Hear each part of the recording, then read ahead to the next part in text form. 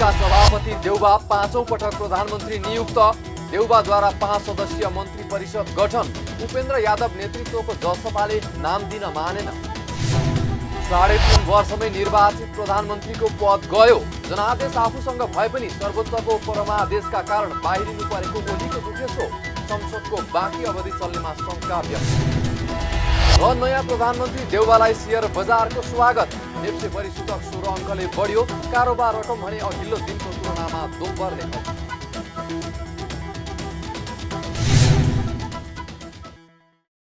हामी छौं पल पल तपाईसँग, हिमाल पहाड तराईसँग, साथ छ हाम्रो बढ्ने कदमलाई।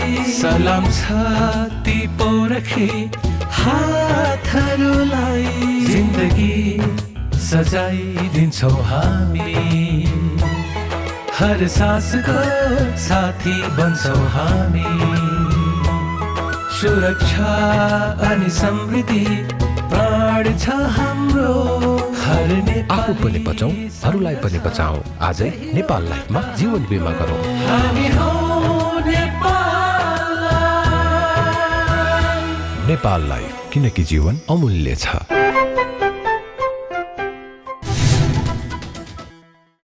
नमस्कार, कारोबार समाचारमा स्वागत छ। अब समाचार विस्तारमा। नेपाली कांग्रेसका सभापति शेरबहादुर देउबा प्रधानमन्त्री नियुक्त हुनुभएको छ। कांग्रेसका सभापति देउबा मंगलबार मुलुकको 44औं प्रधानमन्त्री नियुक्त हुनुभएको हो। राष्ट्रपति विद्यादेवी भण्डारीले मंगलबार देउबालाई नेपालको संविधानको धारा 76(5) अनुसार प्रधानमन्त्री नियुक्त गर्नुभएको छ। सर्वोच्च अदालतले सोमबार प्रतिनिधि सभा पुनर्स्थापना गर्दै देउबालाई प्रधानमन्त्री नियुक्त गर्न परमादेश दिएको थियो। सर्वोच्चले आज साँझ 5 बजेसम्म देउबालाई प्रधानमन्त्री नियुक्त गर्ने समय दिएको थियो। सोही अनुसार आज साँझ 6 बजे शपथ ग्रहण तय भएको थियो। तर राष्ट्रपति कार्यालयले कुन धारा अनुसार प्रधानमन्त्री नियुक्त गरेको हो भन्ने कुरा नियुक्ति पत्रमा उल्लेख नगरेपछि शपथ ग्रहणको समय केही घण्टा पर धकेलिएको थियो। नियुक्ति नसचिएसम्म शपथ नलिने देउबाको अडानका कारण शपथ ग्रहण समारोह राति करिब 8:30 बजे मात्रै भएको हो। 5औं पटक प्रधानमन्त्री नियुक्त भएका देउबाले मंगलबार नै शपथ ग्रहण गर्नुभएको छ। देउबालाई राष्ट्रपति भण्डारीले राष्ट्रपति भवनमा एक समारोह बीच पद तथा गोपनीयताको शपथ गराउनु भयो। नवनियुक्त प्रधानमन्त्री देउबाले बिहिबार नै 5 सदस्यीय मन्त्री परिषद गठन गर्नुभएको छ। देउबाले कांग्रेसका ज्ञानेन्द्र बहादुर कार्कीलाई कानून, न्याय तथा संसदीय मामिला र बालकृष्ण खाँडलाई गृह मन्त्रालयको जिम्मेवारी दिनुभएको हो। यस्तै नेकपा माओवादी केन्द्रका जनार्दन शर्मालाई अर्थ र पम्फा भूषाललाई ऊर्जा, जलस्रोत तथा सिँचाइ मन्त्रालयको जिम्मेवारी दिनुभएको छ। राष्ट्रपति भण्डारीले 4 जना नवनियुक्त मन्त्रीहरूलाई मंगलबार नै पद तथा गोपनीयताको शपथ गराउनु भयो। कांग्रेस सभापति देउबालाई प्रधानमन्त्री बनाउन गठबन्धनमा बसेका उपेन्द्र यादव नेतृत्वको जनता समाजवादी पार्टी नेपाल भने सरकारमा सहभागी भएको छैन। जसपा नेपालको सोमबार ललितपुरमा सम्पन्न केन्द्रीय कार्यकारिणी समितिको अनौपचारिक बैठकले पार्टीले पाउने मन्त्रालय निश्चित भएपछि मात्र मन्त्री चयन गर्ने निर्णय गरेको छ। देउबा यसअघि पनि 2061 साल जेठ 21 गते, 2058 साउन 1 गते, 2052 भदौ 27 गते र 2074 साल जेठ 24 गते गरी 4 पटक प्रधानमन्त्री पदमा नियुक्त हुनुभएको थियो। निवर्तमान प्रधानमन्त्री केपी शर्मा ओलीले आफूसँग जनादेश भए पनि सर्वोच्च अदालतको परमादेशका कारण सरकारको जिम्मेवारीबाट बिदा लिएको बताउनु भएको छ। ओलीले प्रधानमन्त्री निवास सिंहदरबारमा मन्त्रीहरूलाई जम्मा गरेर विधायी सम्बोधन गर्दै जनादेश आफूसँग भए पनि सर्वोच्चको परमादेशका कारण बाहिरिनु परेको बताउनुभयो। उहाँले राजनीतिक कुराहरूको फैसला गर्ने मुख्य जिम्मेवारी दलहरूको भएको भन्दै त्यसमा न्यायालयले हात हाल्दा जोखिम निम्तिने टिप्पणी पनि गर्नुभयो। फैसलाले क्षणिक रूपमा कसैलाई खुसी र हर्ष दिए पनि लोकतन्त्रको मूल्यमा प्राप्त विजय क्षण भङ्गुर र अर्थहीन हुँदै जाने दाबी उहाँले गर्नुभयो। नियन्त्रण र सन्तुलनको सिद्धान्त बमोजिम राज्यका सबै अङ्गबीच समन्वय हुन सकेमा मात्रै र सबै आफ्नो सीमाभित्र मर्यादित र संयमित रहन सके मात्रै लोकतान्त्रिक प्रणाली सुरक्षित र गतिशील हुन सक्छ। लोकतन्त्रका आधार स्तम्भका रूपमा रहेका राज्यका 3वटा अङ्गबीचको सन्तुलन सर्वोच्च अदालतको यस फैसलासँगै नराम्रोसँग खलबलिन पुगेको छ।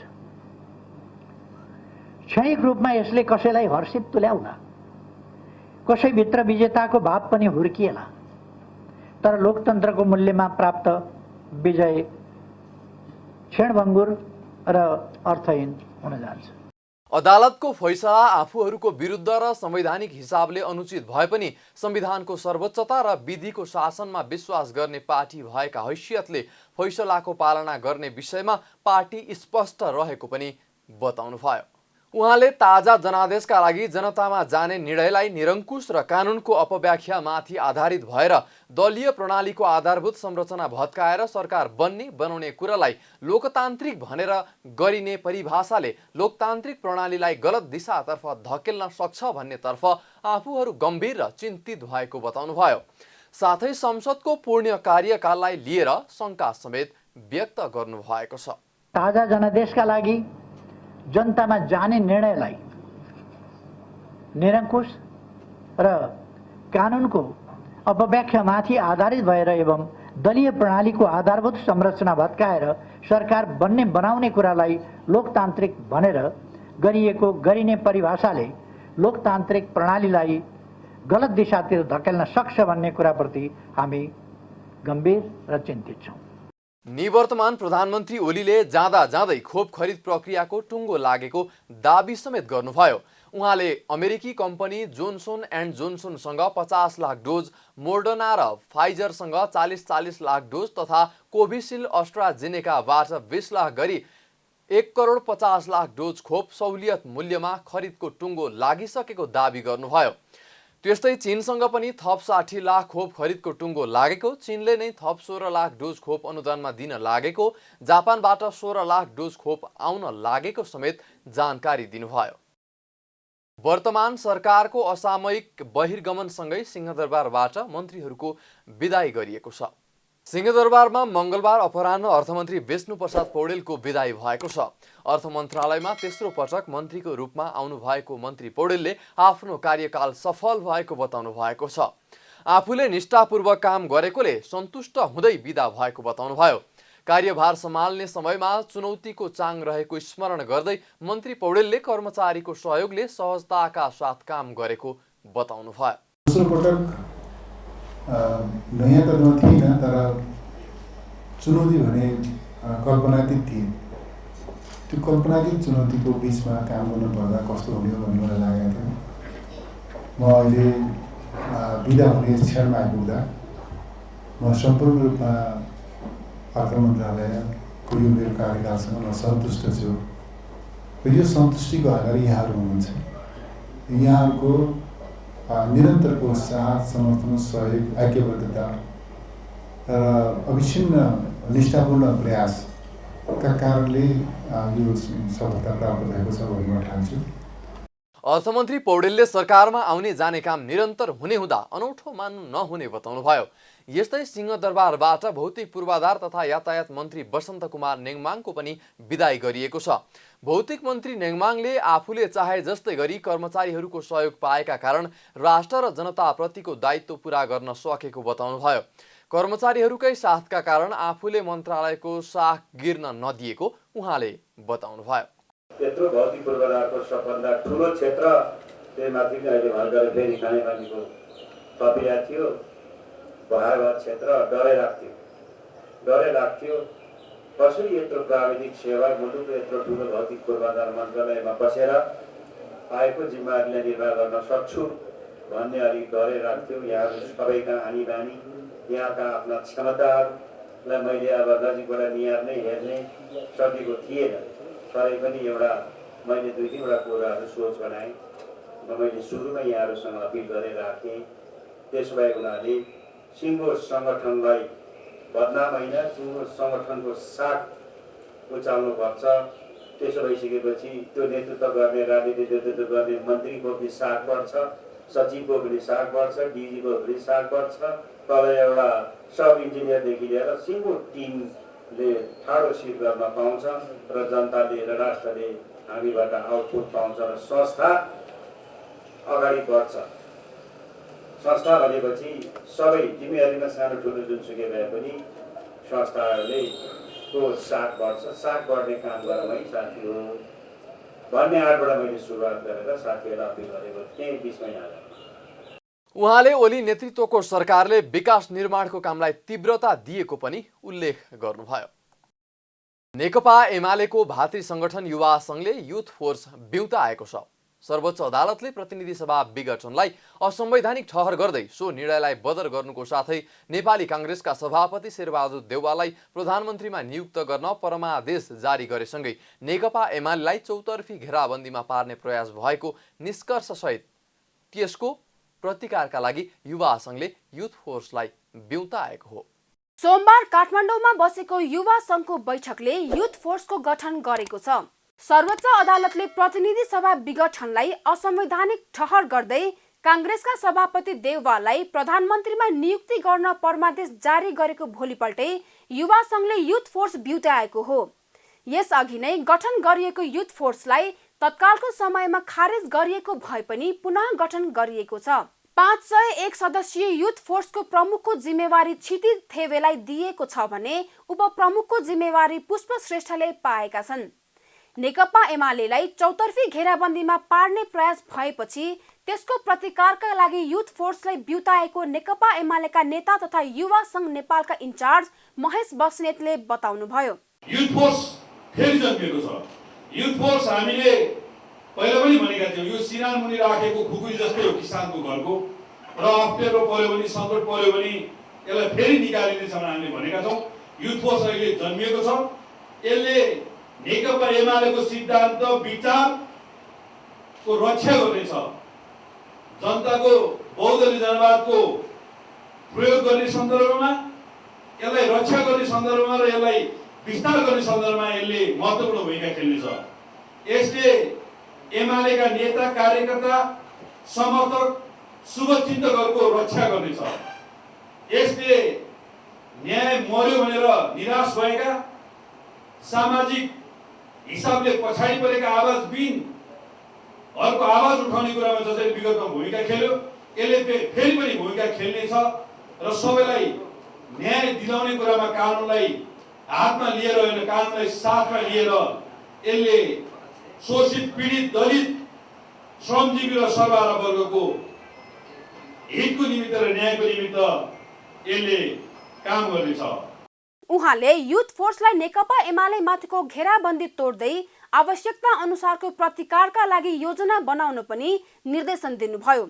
साइबर सेनासँग सहकार्य गरी एमाले विरुद्ध भ्रम छर्नेहरू विरुद्ध सही सन्देश दिने काममा भूमिका निर्वाह गर्न उहाँले आग्रह गर्नुभयो। नेता बस्नेतले केपी शर्मा ओली बुधबार बालकोट स्थित निवास प्रस्थान गर्दा 2000 वटा गाडी र 3000 वटा मोटरसाइकलले स्वागत गर्ने पनि बताउनुभयो। उहाँले प्रधानमन्त्री शेरबहादुर देउवाले 30 दिनभित्र विश्वासको मत लिन नसकी पुनः नेकपा एमालेकै सरकार बन्ने दावी पनि गर्नुभयो।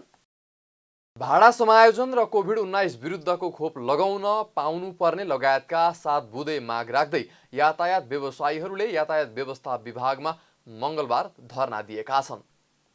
आफूहरूको माग सम्बन्धित सरकारवाला विभिन्न निकाय समक्ष पटक पटक राख्दा पनि सम्बोधन नभएपछि बाध्य भएर आन्दोलनमा आउनु परेको उनीहरूको भनाइ छ।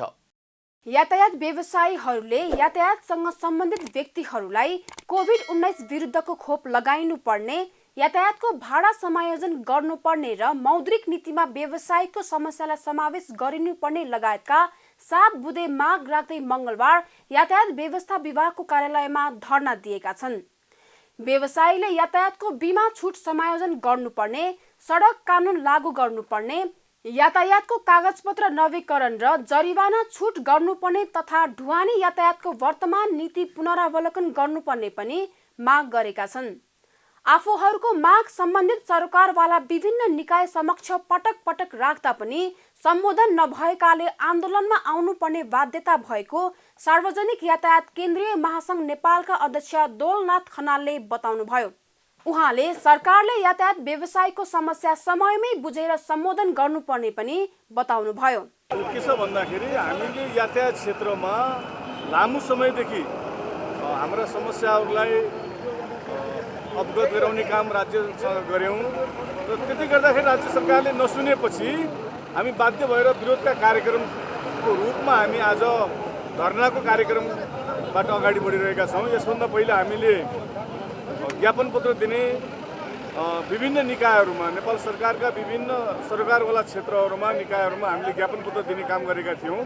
त्यसबाट पनि कुनै सुनवाई नभएपछि हामीले अब विरोधका कार्यक्रमको रूपबाट आज हामी यातायात व्यवस्था विभागमा धरनाको कार्यक्रममा हामी चाहिँ उपस्थित भएका छौँ र हाम्रो कर्मिक रूपमा हरेक क्षेत्रमा धरना दिने र यसलाई पनि सरकारले व्यवस्था गरेमा फेरि यसलाई हामीले अन्य प्रक्रियाहरूबाट अगाडि बढाउने त्यो कामबाट हामी अगाडि बढिरहेका छौँ। यातायात व्यवसायले लकडाउनको कारण व्यवसाय नै धरापमा परेको भन्दै सरकारले विशेष राहत दिनुपर्ने बताउँदै आएका छन्। धरनाका क्रममा नाराबाजी समेत गरेका थिए भने आम्दानी छैन, बैंक किस्ता र राजस्व तिर्नै छैन, बैंकको ज्यादती बन्द गर, निषेधाज्ञा अवधिभरको बीमा पूर्ण रूपमा छुट गर लगायतका प्लेकार्ड प्रदर्शन समेत गरेका थिए। नयाँ प्रधानमन्त्रीलाई शेयर बजारले स्वागत गरेको छ। निरन्तर घट्दो क्रममा रहेको शेयर बजार नयाँ प्रधानमन्त्री शेरबहादुर देउवाप्रति आशावादी देखिएको हो। निरन्तर घट्दो क्रममा रहेको शेयर बजारले नयाँ प्रधानमन्त्री शेरबहादुर देउवालाई स्वागत गरेको छ। देउवाको स्वागतमा मंगलबार शेयर बजार मापन गर्ने नेप्से परिसूचक 16.34 अङ्कले बढेको छ। आइतबार 74.71 अङ्कले बढेको नेप्से परिसूचक सोमबार नै 45.06 अङ्कले घटेर 2854.76 अङ्कमा ओर्लिएको थियो। तर प्रधानमन्त्री केपी शर्मा ओलीको सिफारिसमा राष्ट्रपति विद्यादेवी भण्डारीले गरेको प्रतिनिधि सभा विघटनलाई असंवैधानिक भन्दै सर्वोच्च अदालतले बदर गर्दै 24 घण्टाभित्र देउवालाई प्रधानमन्त्रीमा नियुक्त गर्न परमादेश जारी गरेपछि परिसूचकले वृद्धिको बाटो समातेको हो। नेप्सेमा सूचीकृत 13 वटा समूह मध्ये जीवन बीमा समूहको परिसूचक बाहेक सबै समूहको परिसूचक हरियो हुँदा समग्र परिसूचक 2871.03 अङ्कमा कायम भएको छ। परिसूचक हरियो भएको दिन कारोबार रकम भने घटेको छ। मंगलबार कुल 223 कम्पनीको जम्मा 1,23,00,000 किता शेयर 5,54 करोड रुपैयाँ बराबरमा मात्र कारोबार भएको छ। यो कारोबार रकम सोमबारको तुलनामा झण्डै दोब्बरले अर्थात् 4,44 करोड रुपैयाँ भन्दा बढी हो। कारोबार समाचारमा अब सुन चाँदी र विदेशी विनिमय दर सम्बन्धी जानकारी।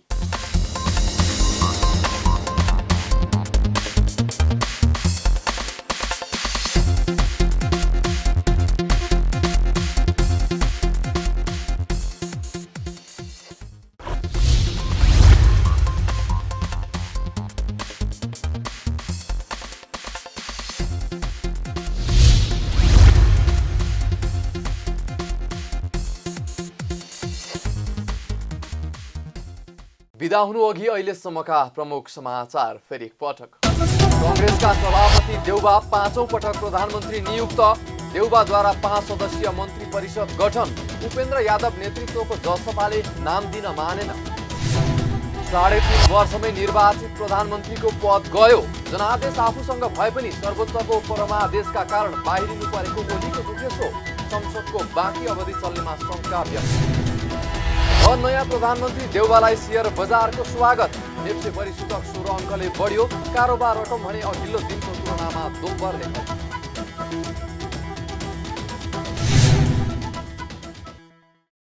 कारोबार समाचार सकियो। हामीलाई बिदा दिनुहोस्।